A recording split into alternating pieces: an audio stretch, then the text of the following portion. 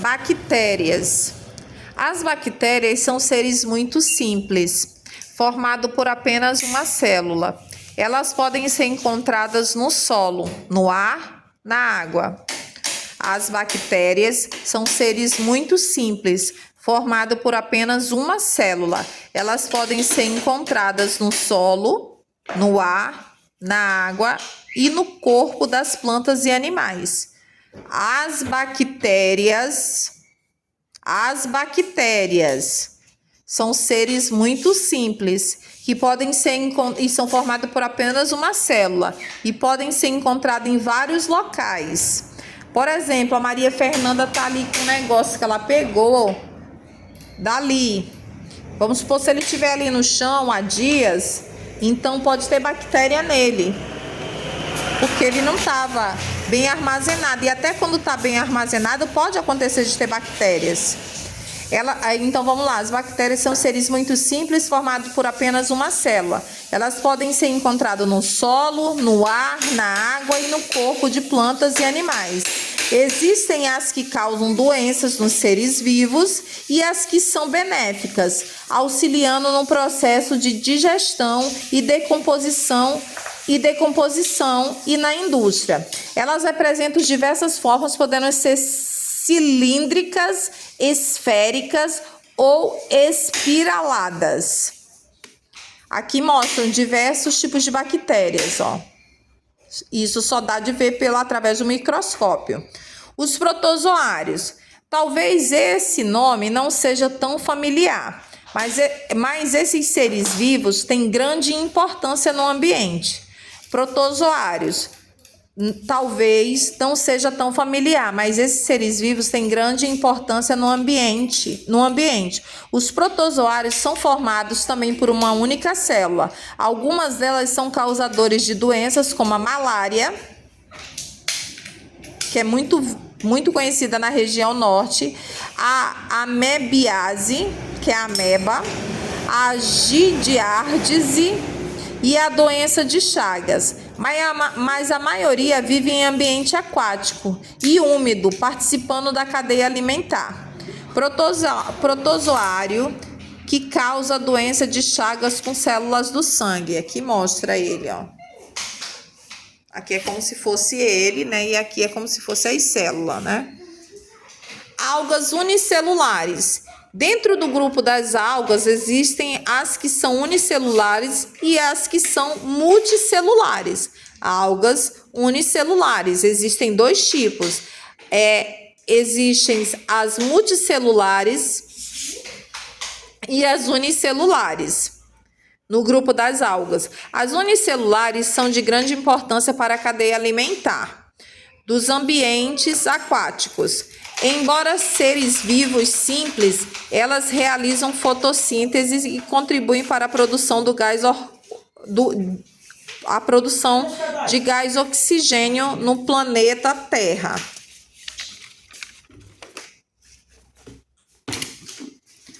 Fungos unicelulares. Assim como as algas, no grupo dos fungos, encontramos representantes unicelulares e multicelulares. Alguns podem ser parasitas e causar doenças em plantas e animais. Outros são benéficos para os animais e amplamente utilizados na indústria de alimentos, de bebidas e medicamentos. Você está vendo aqui um exemplo, ó. Pelo microscópio, a gente consegue ver esses tipos de bactérias, mas às vezes, olhando sem o microscópio, visualmente, com a sua própria visão, você não vê. Aí é como se a pessoa tivesse sido contaminada aqui, ó.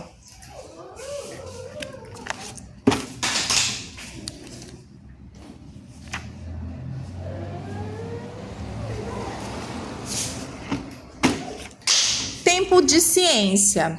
Na história da ciência, existem muitas explicações para a origem da vida, para o aparecimento de doenças nos seres vivos e para a decomposição dos alimentos. Entretanto, por volta de 1848, um cientista chamado Louis Pasteur revolucionou a ciência com suas pesquisas e descobertas.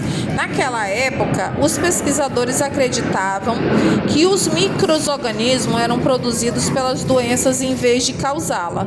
Louis Pasteur, em seus experimentos, provou que esses seres poderiam estar presentes na poeira, no ar e quando em contato com um meio nutritivo, eles se produziam. O estudo dele contribuíram para a indústria de álcool, vinho, cerveja e para a fabricação da seda. Certa vez, Luiz foi chamado para estudar doenças do vinho. Ele descobriu que os micro-organismos eram responsáveis por tornar o vinho azedo e que poderiam resolver a contaminação fervendo a bebida. Assim surgiu a técnica de pasteurização, como é conhecida e utilizada até hoje na indústria de bebidas como a do leite. Aqui mostra, né, uma foto do leite, né? O leite vendido no mercado em um saco é o leite pasteurizado. Ele é fervido e resfriado. Em processo, mata bactérias que causam doença e conserva o leite por 7 dias. Louis Pasteur tem muitas outras contribuições.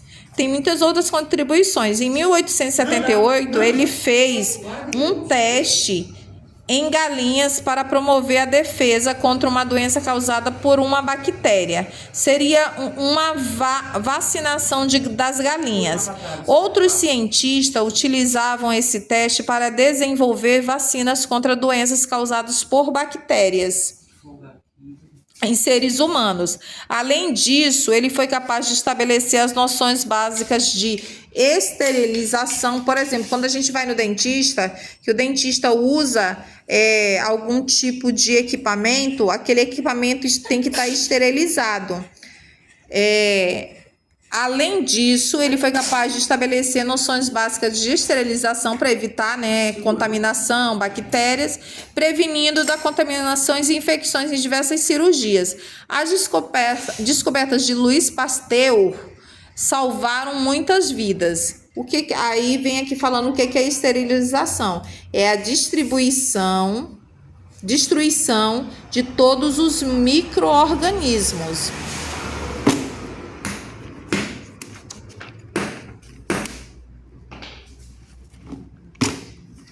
Micro-organismos na indústria.